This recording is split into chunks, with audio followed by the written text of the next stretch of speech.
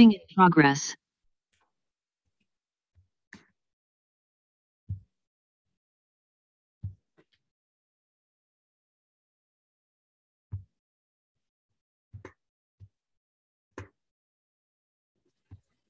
Buenos días, estudiantes, ¿cómo amanecen? Espero que muy bien en esta mañana de sábado, 2 de octubre del 2021. Espero que todos ustedes estén ahí bien juiciositos, ya organizados para su clase. Buenos días a todos. Estamos en nuestra clase número 11, correspondiente al ciclo 3, sexto, séptimo.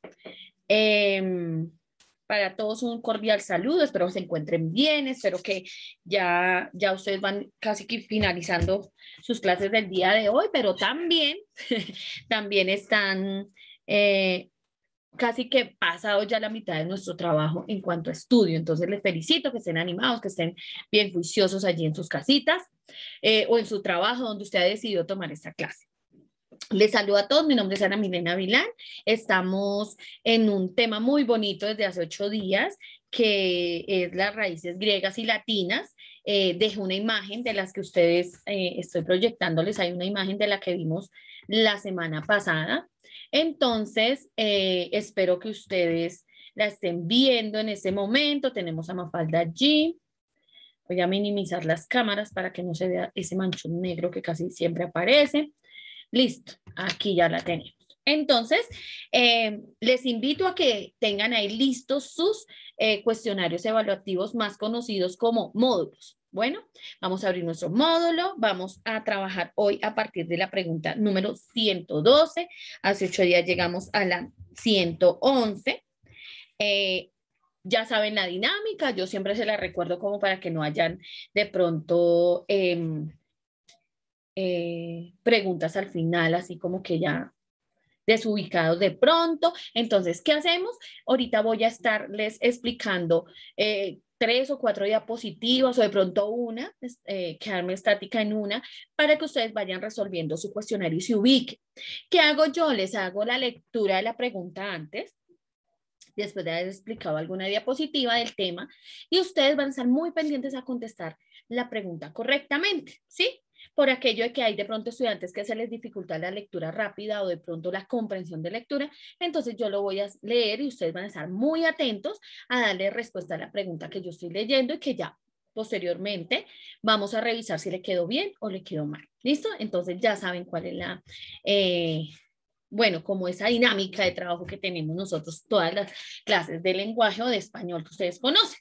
Muy bien, entonces espero que con toda la actitud, con toda la alegría, porque para eso hay que ponerle alegría para que no nos aburramos tanto en la clase. Entonces vamos a empezar hoy con la pregunta 102. Entonces, 112, entonces para que estén ahí bien atentos. ¿Listo, chicos? Veníamos de ver el prefijo pro, que habla de que es una palabra de origen latino, derivado de la palabra prode, que quiere decir que provecho, y también proviene del griego pro, que quiere decir antes de, ¿sí? Entonces encontramos como ejemplos proclamar, promover, ¿listo? Vamos a ver si puedo cambiar aquí la diapositiva. Quiero que le presten mucha, pero mucha atención a esta diapositiva, como nunca le han puesto atención a una diapositiva hoy sí. Resulta que ahí en cada una de esas palabras encuentran la respuesta de las preguntas que nos hacen falta responder de esta clase tan importante, ¿sí? Pero vamos a empezar con una que está en la parte de abajo, ¿sí la están viendo? Dice di o dis, ¿listo? Entonces quiero que nos ubiquemos ahí un momentico en esta mañana, aquí donde dice di o dis, que es un prefijo, que sabemos que es latino, que significa oposición o dificultad. O sea, siempre que nosotros veamos ese prefijo, ya recordemos que el prefijo va antes de la palabra, ¿cierto? Que queremos como estructurar, entonces va antes de la palabra, ¿listo? Entonces podemos encontrar la palabra di de dificultad o podemos ver la palabra dis, que nos sirve como ejemplo discapacidad. Entonces, di o dis significa oposición o dificultad, ¿sí? Cuando nosotros decimos discapacitado, es que tiene una dificultad o tiene algo que no lo deja hacer, ¿qué? Igual a todos, ¿listo? Ok, entonces oposición, discapacidad, dificultad, diferencia, ¿sí? Entonces es en ese orden de ideas, di o di significa oposición o dificultad. Entonces, para que lo tengan ahí muy claritos, ahí, muy clarito ahí en su pregunta 112. ¿Listo? Entonces, hay una pregunta ahí, pero sigamos. Aquí hay otro que se llama intra. Nuestro prefijo es intra. Todos los que estamos hablando son prefijos latinos. Entonces, intra significa dentro, ¿sí? Dentro. Entonces, si yo digo la palabra intramuscular, es un dolor dentro del músculo. Cuando digo intra, intramundo, ¿sí? Intra. Bueno, abajo hay un ejemplo inframundo, entonces no. Intrapersonal. Entonces, ¿dónde tiene la persona de pronto esa dificultad social? Dentro, ¿cierto? Dentro de esa persona, por el que dice intrapersonal. Nos tenemos relaciones interpersonales e intrapersonales. Entonces, mi problema está dentro de mí. ¿Listo? Muy bien. Ok, o estamos hablando de algo dentro de uno. ¿Listo? Ok, entonces vamos a ir resolviendo pilas porque estoy hablando de todos los ejemplos que van a encontrar en las preguntas para que ustedes lo ubiquen. Infra, ahí dice infra, significa debajo de. Eso ya no es dentro, sino debajo de. Inframundo, debajo del mundo, o sea, hay algo debajo del mundo, ¿cierto? Nosotros veíamos de pronto programas donde hablan de espacios, de tiempos, de categorías, entonces dice, está en la playa no sé qué, eso es desafío, está en el inframundo, entonces debajo del mundo, ¿sí? Muy bien, listo. Inter. Inter es un prefijo muy utilizado. Nosotros los colombianos manejamos mucho este prefijo de origen latino. Entre o inter, que también puede ser, significa entre, ¿sí? Inter significa entre, que es entre los nacionales o dentro de lo internacional, puede ser, ahí está internacional, interamericano, entonces entre americanos, otra, interamericano, internacional, ¿qué otra podría ser? Esos serían los ejemplos para dis o di o dis, para dentro, que es intra, para infra, que es debajo de, para inter, que es entre. Entonces vamos a ir a las preguntas a ver cómo les ayudo para que ustedes las puedan responder de una manera clara. La 112 me dice el prefijo di o dis, que significa oponerse, se puede ejemplificar como A, dinámicas de clase,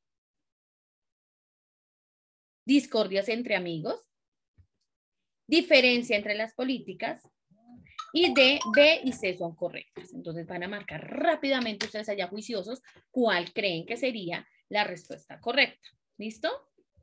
Muy bien. Ok, seguimos. 113.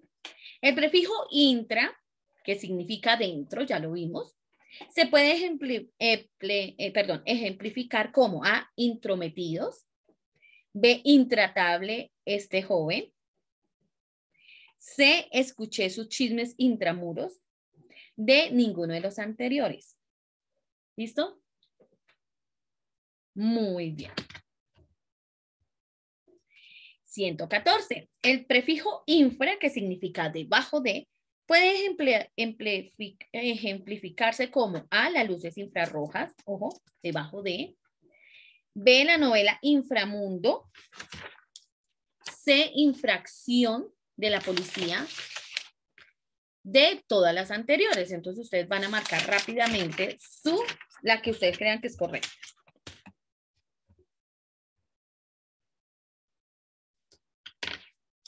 Muy bien. Vamos con la 115. El prefijo inter, ahí quedamos, inter, que significa en medio de o entre, se puede ejemplificar como A, interludio de la ópera, que tiene un intermedio, B, internet, C, ahí no la tiene, pero es interactividad, y D, todas las anteriores. ¿Listo? Internet. Muy bien. Entonces, todas las van a revisarlas todas para ver cuál es la respuesta correcta. Continuamos. Por eso les digo que tienen que estar muy como dispuestos a escuchar, porque la idea no es que al final usted esté ahí atento a ver cuáles son las respuestas, porque se está engañando usted mismo. La idea es que hagamos un aprendizaje autónomo. Venga, sí, yo tuve bien estas, tuve mal estas, ¿qué me faltó? Me toca colocar un poquito más de atención, o la profe no explicó bien, ¿sí? Tenemos que hacer esa clase de evaluaciones para saber por qué de pronto no contesto bien o por qué me espero a que los demás contesten y yo no, porque entonces nosotros nos estamos, o estamos mejor esperando que los demás contesten y no sé, todos tienen las mismas capacidades y todos pueden aprender y todos pueden tener un punto de vista diferente. Yo por eso les digo, argumenteme. Si ustedes creen que esta no es la respuesta, dígame por qué no es. ¿Listo? Vamos a hablar ahora del prefijo extra. ¿Sí? Extremadamente, ¿sí? Sería como esa la definición, extremadamente, o deporte extremo. Cuando hablamos de deporte extremo, ¿cierto? Estamos diciendo más allá, ¿sí? Mucho más arriesgado, ¿sí? Muy bien. O que es arriesgado, extremadamente. Cuando dicen aceite extra fino, sabemos que es definitivamente que lo sacaron allá de lo más importante, ¿cierto? De allá de donde viene realmente el aceite. Entonces, por eso sabemos que es un aceite extra fino, ¿cierto? Esas son algunas de las palabras que nosotros utilizamos aquí en Colombia del latín, ¿sí? Extra fino. Entonces, extremadamente, o sea, ya lo más puro que podemos sacar de lo más extremo. Muy bien. Entonces, también tenemos multi, que significa ¿qué? Muchos. Ejemplos, multipropósito, o sea, sirve para muchos propósitos, multicolores, que tiene bastantes colores, son muchos colores, ¿cierto? ¿Qué otra?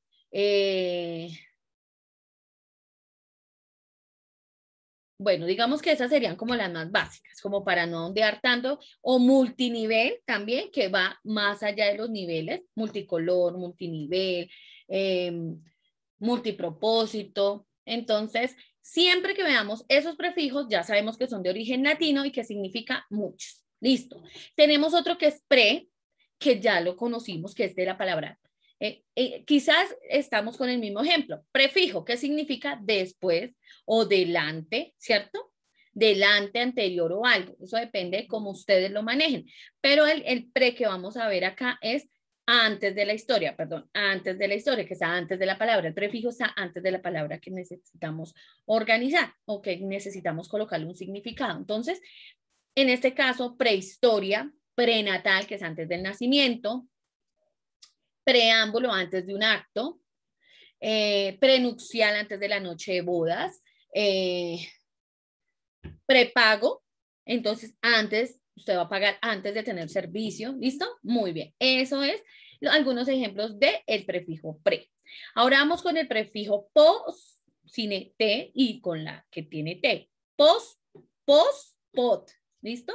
Pos, post, listo. ¿Qué significa? Después, ¿sí? Pos comunión, después de la comunión. Pos parto, después del parto, ¿cierto? Posmoderno, después de lo moderno. ¿Listo? Ok, muy bien. Ahora vamos a revisar las preguntas que tenemos allí. Rápidamente vamos a buscar allí en la pregunta número 116. El prefijo extra, que significa algo que rebasa o extremadamente, se puede ejemplificar como A, extraño, B, extralimitante esa tarea, algo que produce limitación, algo que es ajeno al sujeto. ¿Listo? Ok. 117. El prefijo multi, que significa numeroso, se puede ejemplificar como multinivel, multiplicaciones matemáticas, múltiples personalidades y todas las anteriores. Miren a ver cuál de ustedes les parece que es la correcta.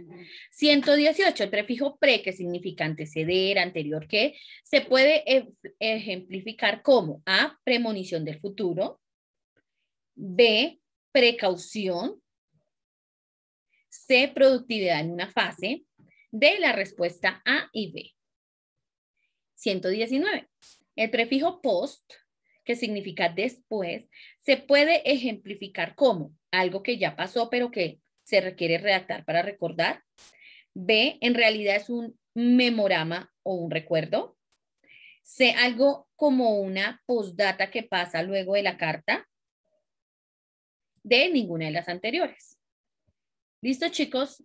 Bueno, espero que todos, ustedes los que están ahí conectados, jovencitas, jovencitos, damas, caballeros, ¿sí? Que están ahí conectados, ya vayan ahí en la pregunta 119, cerrando este tema que teníamos hace 8 días sobre las raíces griegas y latinas, que espero que hayamos quedado con algo dentro de nuestro conocimiento, que usted aprenda algo, que tenga una nueva experiencia hoy con respecto a estos temas que se están viendo. Entonces, terminamos con la 119, terminamos ese tema que teníamos y ahora sí vamos a avanzar con el tema número 8 correspondiente a esta clase. Ustedes saben que estamos quedaditos un temita, pero yo creo que hoy ya nos podemos poner al día. Entonces, vamos con el tema del día, el número 8, tema número 8, neoclasicismo hispanoamericano. Entonces, permítame, yo cambio aquí la diapositiva. Muy bien, entonces vamos a ver qué es ese neoclasicismo hispanoamericano, ¿sí? Entonces, ¿qué es el neoclasicismo? Entonces, es un movimiento un movimiento artístico surgido en Europa alrededor del 1750, durante que duró hasta mediados del siglo XIX. ¿El objetivo cuál era? Rescatar los valores estéticos, ¿cierto? Y culturales de las civilizaciones de la antigüedad clásica entre Grecia y Roma, ¿sí? Entonces, ellos que buscaban, pues, que volvieran, ¿sí? Esos valores que tenían ellos culturales, que los traían muy arraigados desde esta época clásica, ¿no? ¿Qué encontró como rechazo? El barroco, porque el barroco era todo lo contrario al neoclasicismo, ¿cierto? El barroco era exagerado, tenía cosas rebuscadas, complejidades, era totalmente exagerado en todo, exagerado en su arquitectura, en su pintura, en la literatura, en el arte, ¿sí? Entonces ya eran demasiado, ya se volvieron de ensueño prácticamente. Todo lo que tenía que ver con el barroco. Ahora, después del barroco venía el neoclasicismo, ¿sí? Las características impactaron en todas sus áreas, en la pintura, en la escultura, en la arquitectura y en la literatura, ¿sí? Entonces, estos son datos muy curiosos que ustedes van a tener en cuenta. Recibe ese nombre una vez que estuvo basado en los ideales clásicos, por eso se neoclasicismo, ¿sí? O sea, venían buscando todo lo clásico, todos esos valores que traían de la antigua Roma, venían a imponerlos de nuevo en esta época. ¿Listo? Lo segundo es que se produce después de la Revolución Francesa de 1789. El inicio de la Revolución Industrial y el contexto de la Ilustración llamado Era de la Razón. Recuerden que esa ilustración fue un momento también histórico donde se decía que el hombre empezaba a razonar. Entonces era la era de la razón, que los hombres estudiaban, justificaban y demostraban por qué el cambio de pensamiento, ya no ser solamente Dios como el centro del universo, sino que el hombre era un ser pensante que podía tomar sus propias decisiones. ¿Listo? El tercer dato curioso es que los héroes griegos y la simplicidad del arte fueron muy admirados y formaron base de este movimiento. ¿Qué nos quiere decir esto?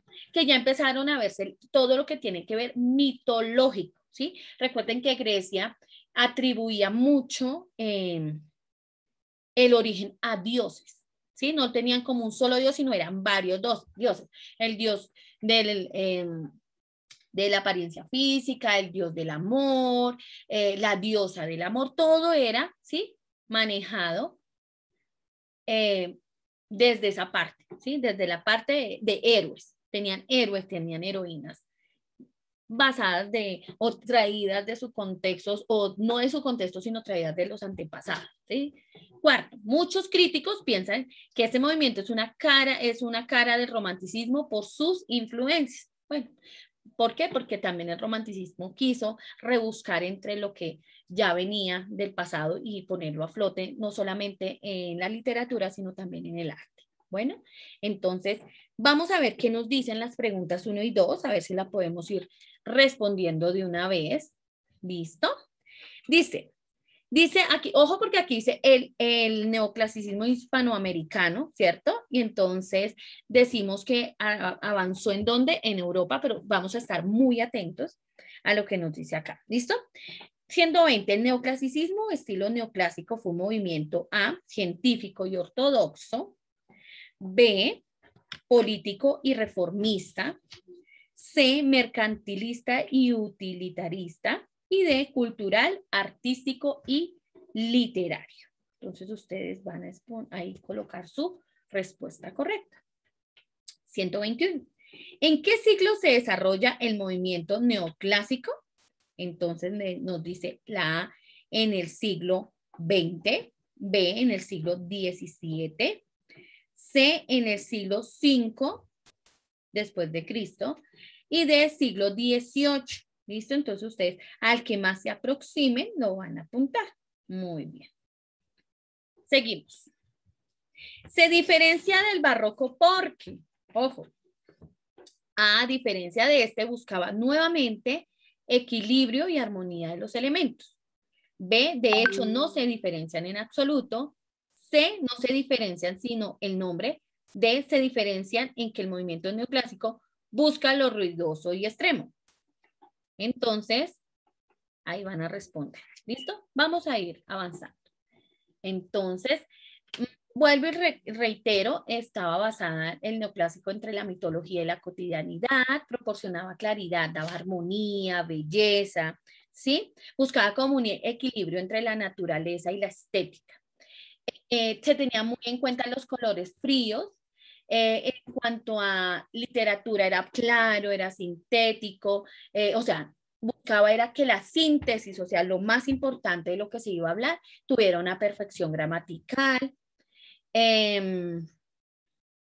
Redujeron un poquito la lírica, o sea, tanta exageración en tanto al género dramático, al género del, ustedes saben que el género dramático desprende todo lo que es el teatro, lo que es la ópera, bueno, no la ópera, digamos sí el teatro, el títere, ese proceso de llevar a cabo en vivo una obra. ¿Sí?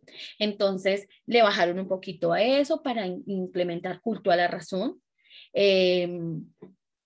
Fueron muy importantes lo filósofo, lo crítico, lo didáctico, lo moral, y tuvieron un auge muy bueno la fábula, las obras de teatro, los ensayos, la novela pastoril y las de aventura. Muy bien, ¿listo? Entonces vamos a seguir con las características de la literatura neoclasicista. Entonces, hablamos también de temas muy importantes como la verosimilitud, ¿sí?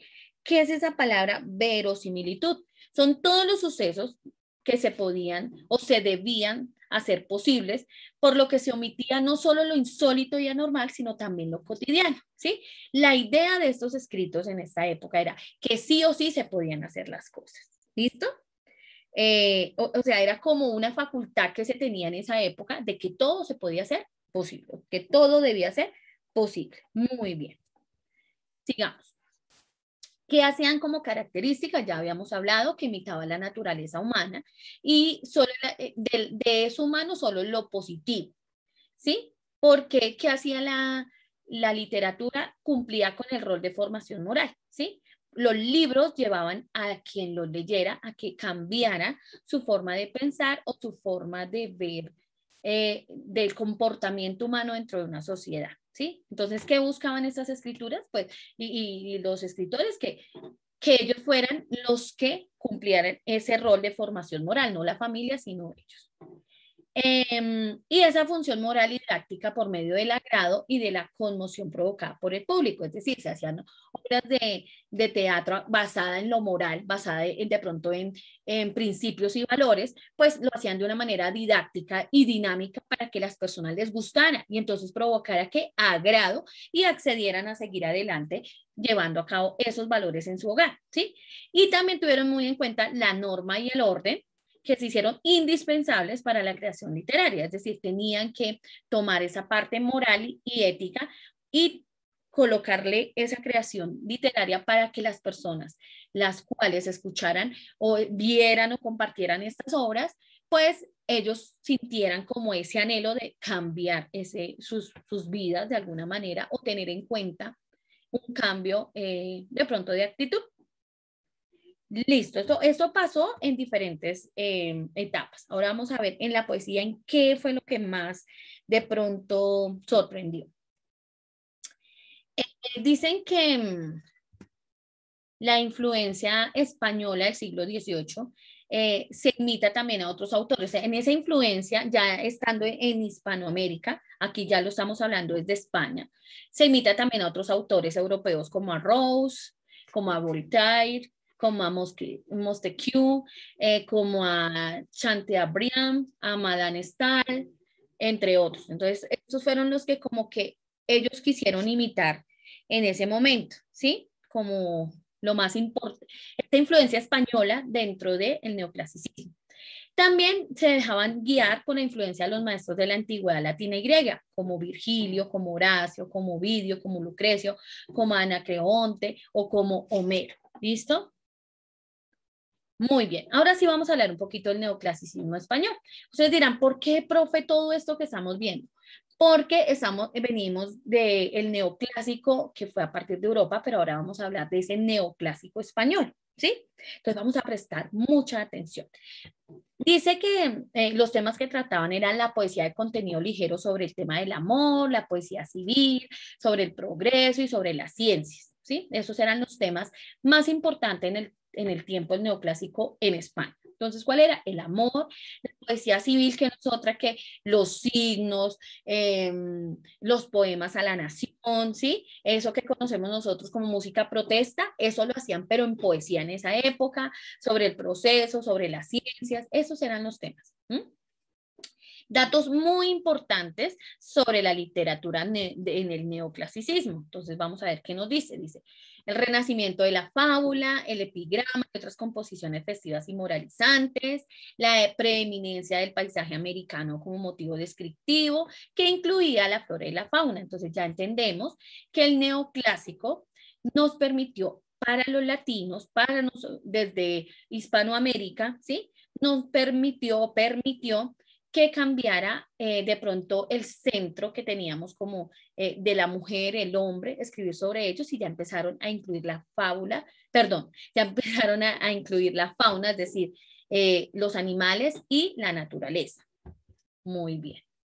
Aquí fue el auge en este tiempo de la poesía patriótica, lo que yo les decía, en forma de odas a himnos heroicos sobre los hechos de guerra de independencia. Entonces aquí fue donde entraron esos hombres que escribían para la nación, ¿sí? Salieron los signos para, incluso creo que tienen, ahí la marcha patriótica es muy importante porque es el himno de Argentina, ¿sí? Entonces, miren lo importante de esa época del neoclásico en cuanto a composiciones, tanto escritas de poesía, porque simplemente esa marcha patriótica es un poema a su nación y la convirtieron en un himno. También entra en el vocabulario literario de formas regionales y vocablos locales, es decir, ya empezaron a colocar nuevas palabras en cada una de las regiones. ¿Listo? Para que lo tengamos ahí en cuenta. ¿Listo? ¿Por qué lo hice así rapidito, rapidito, hijos? Porque es que el tema es muy extenso, entonces vamos a ir sacando algunas conclusiones. Dice la pregunta número 123. El poema de Vicente López y Planes, un representante neoclásico, se titulaba. Entonces, ¿quién es Vicente López? Entonces, eso es lo que nosotros no lo nombramos dentro de hoy en nuestras diapositivas, pero la vamos a dejar, les voy a explicar quién es ese hombre, Vicente. ¿Listo? Vicente. Espérenme un momentico acá.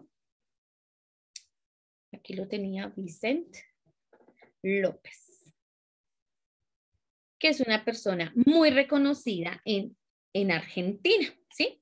Entonces es uno de los 135 partidos de la provincia, bueno, ahí lo dice como de Argentina, que se encuentra inmediatamente al norte de la ciudad de Buenos Aires y forma parte de la zona. Bueno, aquí lo dice Vicente López, lo dicen como un lugar, pero no, ese es un nombre, ¿sí? que hizo algo muy especial por su país, ¿sí? Él fue un exgobernador de Argentina, ¿sí? Pero también fue un gran escritor, él fue un abogado y fue un político, ¿qué? Argentino. Y nada más y nada menos es el autor de la letra, ¿cierto? Del himno nacional argentino. Entonces, ahí ustedes ya pueden responder la pregunta. Entonces, dice, el poema de Vicente López y Planes, un representante neoclásico, se titulaba A, Poemas del mío Cid, B, La vida es sueño, C, El caballero de la armadura oxidada, D, Marcha patriótica. Entonces, ese es quizás uno de los más lindos himnos pertenecientes a la Argentina. ¿Listo? Dice, 124, se encuentra entre las características del neoclasicismo. A, la anacronía, la disonancia y la acumulación de elementos. B, la similitud con el barroco y su influencia económica. C, la verosimilitud, la imitación de la naturaleza humana, la orden y la norma y el orden. 125. La verosimilitud es A, la similitud entre lo feo y lo bello, B, la negación de todo aquello sensible, C, la facultad de que todos los sucesos debían de ser posibles, D, todas las anteriores. 126. La característica del neoclásico de usar la naturaleza humana solo en su aspecto positivo se debía a que A, ya estaban cansados de lo feo en el ser humano, B, era un arte inocente y puro, C, esa literatura cumplía un rol moral y de formación de ninguna de las anteriores. Y la última, para que lleguemos hoy, 127. La característica del neoclásico por usar la norma y el orden se representaba en A, el uso caótico de su expresión, B, el uso asimétrico de su expresión, C, el uso amorfo de su expresión y de ninguna de las anteriores. Vamos a llegar hasta la 127, porque si no nos vamos a perder de saber cuáles eran las respuestas de las preguntas anteriores. Entonces vamos todos ya otra vez. Vamos a dejar de compartir pantalla y vamos a vernos hoy cómo nos fue. A ver, desde la que dijimos, desde la 112. Muy bien, chicos. Vamos a ver cómo nos fue. Hoy les voy a ayudar muy poco. Ustedes me van a ayudar en lo máximo. 112. El prefijo di o dis, que significa oponerse, se puede ejemplificar como A, B, C o D. La B, profe. Maestra, perdóname, ¿qué número fue que nos dijo de la pregunta? ¿No íbamos en la 120? 112. 112. 112. Ah, ok. La D, profe. ¿La qué? La D. La D, señor, la D, la B y la C son correctas. Discordias entre mis amigas, C, diferencias entre las políticas. Entonces las dos eran correctas, entonces vamos al ítem D, que es la que nos da la respuesta correcta. 113. El prefijo intra, que significa dentro, se puede ejemplificar como A, B, C o D. La C, profe. Yo tengo la A. La A. Sí, señor, no, señor, es la D, perdón, la anterior era la D. La 113, la A, intrometidos. Sí. Están dentro de un problema que no deben estar. Muy bien. Muy bien por los que dijeron A. 114, el prefijo infra, que significa debajo de, puede ejemplificarse como A, B, C o D. Todas las anteriores. La D. La D, sí señor, la D, muy bien. Listo, 115. El prefijo inter, que significa en medio de, se puede ejemplificar como A, B, C o D. La A, profe. La B. Ay, no me tira la A. Pues ahí está ahí como confundido, pero sería todas las anteriores, porque si vemos sí. interludio en la ópera, internet y interactividad, y esto es como, de acuerdo a la pregunta y lo que explicó la maestra, el prefijo inter, que significa en medio, se puede ejemplificar como que está dentro, que está, sí, algo así. Sí, señora, tiene toda la razón. Entonces, deme la respuesta correcta. ¿Cuál es? Todas las La D. anteriores sería. Muy bien, ya estamos haciendo procesos. Muy bien, felicitaciones. Ya con eso que con 30 hoy. Por mí ya todos tendrían 5. Listo, muy bien. 116. El prefijo extra, que significa algo que rebasa, se puede ejemplificar como A, B, C o D. La B. B. Yo coloqué la B, extralimitar en esa tarea. Muy bien, Importantes. muy bien, sí, señor. Exactamente esa es la respuesta correcta, la B. Muy bien, 117. El prefijo multi, que significa numeroso, se puede ejemplificar como A, B, C o D. Hay una duda, pero la A. La A, sí. La A. ¿Seguro? Yo coloqué la D, profe. O la D por lo que es que Multiplicación todas van con multiplicación. Claro, multiniveles de muchos niveles. Multiplicaciones matemáticas es de muchas operaciones matemáticas. De Claro, C sí. es de múltiples personalidades de muchas, ¿qué? Personalidades. O sea, ¿cuál sería la respuesta correcta? La D. Y me lo dicen asustados. ¿Será la D, profe? Ahí tenemos una variante entre la B y la D. Vamos a dejar la D para que no haya confusión. O sea, todas las Entonces, anteriores. sí, señora. 118. El prefijo pre, que significa anteceder, anterior, que se puede ejemplificar como A, B, C o D. La D. La D, profe. ¿Me preguntan o me responden? No, la D, profe. La D, o sea, la B y Muy bien. la A y la sean B. seguros. Muy bien, la A y la B, premonición del futuro porque es algo después, y la productividad, perdón, y la precaución. Vea, no pase por ahí porque puede pasar algo, ¿cierto que sí? Entonces eso se llama una ¿qué? Anteceder a algo. Entonces la respuesta A y B, entonces ahí nos daría la respuesta correcta, la D, para que queden ya bien ubicados. 119. El prefijo post, que significa después, se puede ejemplificar como A, B, C o D. La A. Algo que ya pasó, pero que se requiere redactar para recordar. Recuerden que es después de, posparto, después del La parto. B, profe. D, profe. La D. ¿La qué? ¿La qué? Ninguna La de las B. anteriores. La D, muy La bien, B. ninguna de las anteriores, muy bien. Muy bien, chicos, esta tenía muchas cositas enredadoras, pero veo que ustedes la sacaron muy bien, fue muy rápido. Ahora vamos a ver si alcanzamos a contestar una o dos del neoclásico hispanoamericano para que la próxima clase retomemos y la respondemos rapidito. ¿Listo? 120. El neoclasicismo estilo neoclásico fue un movimiento A, B, C o D. La D. Muy bien. La D, profe. La D, cultural, artístico y literario. 121. ¿En qué siglo se desarrolló el movimiento neoclásico? A, B, C o D. D. La D. La D. Quisieran una aproximación. Muy bien, listo. Y vamos con la última para hoy. 122. Se diferencia del barroco porque A, B, C o D. La A. Ah, profe. Uy, estuvieron muy juiciosas y juiciosos. No escuché ni un solo caballero. ¿Será que no hay caballeros en la clase? Yo creo que sí. Solo las mujeres hoy participaron. Muy bien, quedamos en la pregunta número 122. Habríamos podido avanzar un poquito más, pero es que es un tema, si se dieron cuenta, un poquito